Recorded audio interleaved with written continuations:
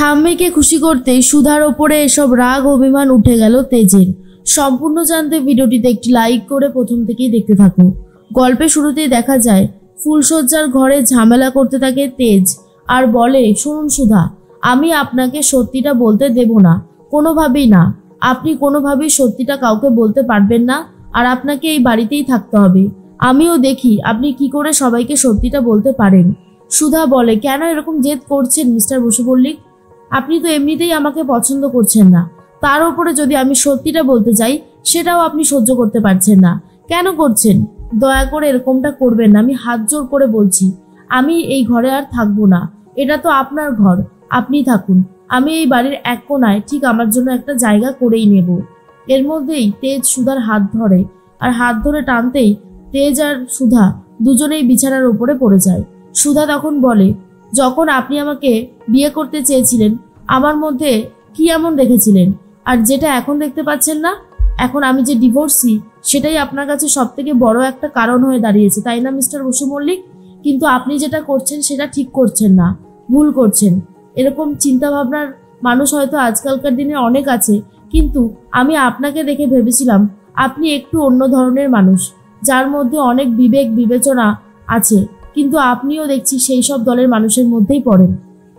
তেজ বলে, নেহাত আমার ঠাম্মির মান সম্মানের প্রশ্ন, না হলে আমি অনেকদিন আগেই আপনাকে এই বাড়ি থেকে বার করে দিতাম, বুঝতে পেরেছেন? সুধা বলে, আমিও তো চাই, বিশ্বাস করুন, আমিও চাই এই বাড়ি থেকে চলে যেতে।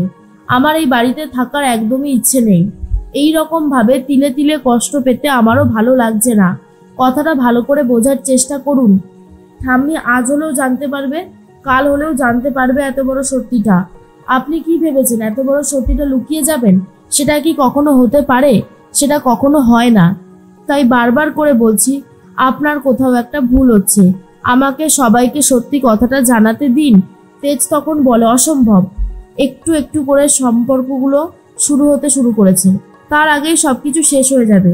বাড়ির সবাই আপনাকে ঘেন্না করতে শুরু করে দেবে। তখনই সুধা বলে, যদি সেরকম কিছু হয় তাহলে তো আমার সাথে হবে, এতে তো আপনার আনন্দই হওয়া উচিত, কারণ আপনি তো আমাকে সহ্যই করতে পারেন না।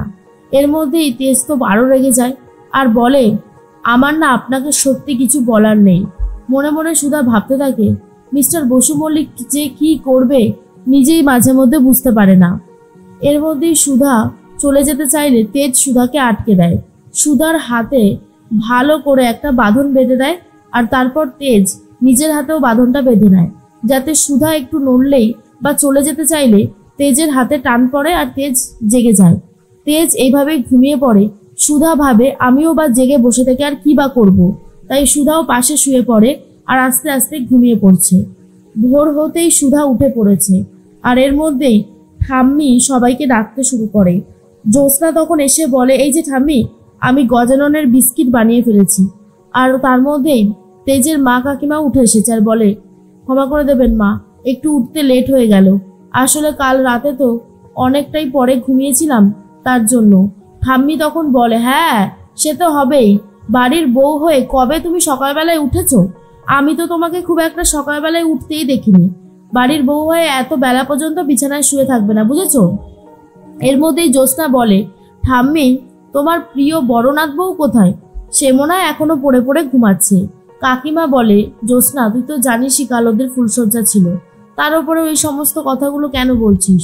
জ্যোৎস্না তখন বলে, এই কারণেই বলছি যে ঠাম্মি তো বেছে বেছে একটা নাত বউ নিয়ে এসেছে, যে কিনা সব দিক ম্যানেজ করে রাখতে পারবে। তো সেই যদি ঘুমায় তাহলে কি করে হবে? এর মধ্যেই ঠাম্মি চলে এসেছে আর এসে দেখে সুধা রীতিমতো গান করে গজাননের পুজোও করছে। আর এটা দেখার পরে তো জ্যোৎস্না আর কিছু বলতেই পারে না। ঠাম্মি তো দারুণ খুশি হয়ে যায় আর বলতে থাকে, সত্যি গজাননই সুধাকে এই বাড়ির বড়নাথ বউ করে নিয়ে এসেছে। আমি তো কিছুই না, আমি শুধু উপলক্ষ মাত্র। এর মধ্যেই তেজের বাবা বলে, এত সুন্দর ভজন গাইছে কে? আবার টাকা চাইবে না তো? তেজের বাবা যে কত বড় কিপ্টে সেটা এই বাড়ির সবাই জানে। এর মধ্যেই জ্যোৎস্না এসে বলে, সুধা, গজাননের পুজো করা হয়ে গেল? তখনই সুধা বলে, আসলে দিদি, তোমরা তো সবাই ঘুমোচ্ছিলে, তাই আমি আর তোমাদেরকে ডাকিনি। আমি সেই জন্য এখানে চলে এসেছি। আসতে তো আমাকে হতোই, বলো, মানে গজাননের পুজো তো আমি করি। আর ঠিক তখনই ঠাম্মি বলে, খুব ভালো করেছো নাথ বৌমা, এর মধ্যেই জ্যোৎস্না বলে, ঠাম্মি তুমি দেখতে পাচ্ছ না, ও মোদক লাড্ডু এসব বানিয়ে গজাননের পুজো করেছে। আর আমাদের বাড়িতে তো গজানন এসব খায় না, খায় তো বিস্কিট। তাহলে? তখনই সুধা বলে, দিদিভাই আমি তো জানি না, ঠিক আছে আমি এই মোদক আর এই লাড্ডু সরিয়ে দিচ্ছি। ঠাম্মি তখন বলে, দাঁড়াও নাথ বৌমা, কে বলেছে সরাতে? আমি কি বলেছি? গজানন স্বয়ং তোমার হাতের বানানো মোদক আর লাড্ডু পছন্দ করেছে, সেখানে আমি বলার কে? দেখো গজাননের মাথা জবা ফুলটা পড়েছে মোদকের উপরে, তার মানে বুঝতে হবে গজানন তোমার বানানো মোদক খুবই পছন্দ করেছে। তোমার এই পুজো দেখে আমার মনটা একেবারে সন্তুষ্ট হয়ে গেল। আজকের আরতিটা তুমি করবে, বুঝেছো? আর এটা দেখার পরেই জ্যোৎস্না বলে, ঠাম্মির নাথ বৌমা তো দেখছি একে একে ছক্কা মারছে। আমি ভাবছিলাম সুধা ঘুমোচ্ছে, আর সেই সুধা নাকি এখানে চলে এসে একেবারে পুজোর আয়োজন করে ফেলেছে, তার উপরে আবার ঠাম্মির মন জয় করে নিল। এর মধ্যেই চিরকুট বলে, আজকে খুব ভালো হবে। অন্যদিন তো বিস্কুট খেতে খেতে মুখটা পুরো হেজে গেছে, আজকে মোদক আছে, লাড্ডু আছে, ওফ আজকের দিনটাই পুরো সেরা। এর মধ্যেই তরিতা মনে মনে ভাবে, বাবা সুধা দিয়ে তো প্রথমেই দেখছি ঠাম্মির মন জয় করে নিচ্ছে, আমি আর কি করলাম? অনিমেষ তখন বলে, দেখো দেখো তরিতা, এত বছর এসেও তো তুমি কিছু করতে পারোনি, আর এখন ভালো মতন দেখো বৌদি এসে কত কিছু করে ফেলছে। ঠাম্মির মন কিন্তু অলরেডি সুধা বৌদি জিতে নিয়েছে, আর আমাদের দাদাভাই তো ছিলই, আমি আর তুমি কিছুই পাবো না, বুঝলে? তরিতা বলে, উফ তুমি এত ব্যস্ত হচ্ছ কেন? ভগবান যেই সময় যেটা লিখে রেখেছে সেটা ঠিক সময়ই পাবে, তুমি এতটা অধৈর্য হয়েও না, কথাটা ভালো করে মাথায় রাখো। এর মধ্যেই অনিমেষ বলে, হ্যাঁ পেলেই হলো। এদিকে সুধাকে আরতি করার দায়িত্ব দিলে সুধা আরতি করতে চায় না। তার মধ্যেই তেজ বলে, ঠাম্মি দায়িত্ব দিয়েছে, আপনাকে আরতি করতেই হবে। এর মধ্যেই সুধা বলে, ঠিক আছে। সুধা আর তেজ দুজন মিলেই গজাননের আরতি করতে থাকে। আর তখনই ঠাম্মি বলে, গজাননই আমাকে পথ দেখিয়েছিল সুধাকে এই বাড়ির বউ করে নিয়ে আসার। সত্যি আজ যে আমার কত ভালো লাগছে, কি করে আর বোঝাই। এরপর সবাইকে প্রসাদ দিয়ে দেয় সুধা। তারপরেই ঠাম্মি বলে, দাদুভাই তোমাদের তো দিরাগমনে যেতে হবে, হাতে আর বেশি সময় নেই, নাও এবারে কিন্তু ঝটপট করে রেডি হয়ে নাও। আর শোনো নাথ বৌমা, আমার শাশুড়ি মা যে পুষ্পরাগের নেকলেসটা তোমাকে দিয়েছিল, মানে আমি দিয়েছিলাম, সেই নেকলেসটা পরেই দিরাগমনে যাবে, কেমন? তখনই সুধা বলে, ঠিক আছে ঠাম্মি।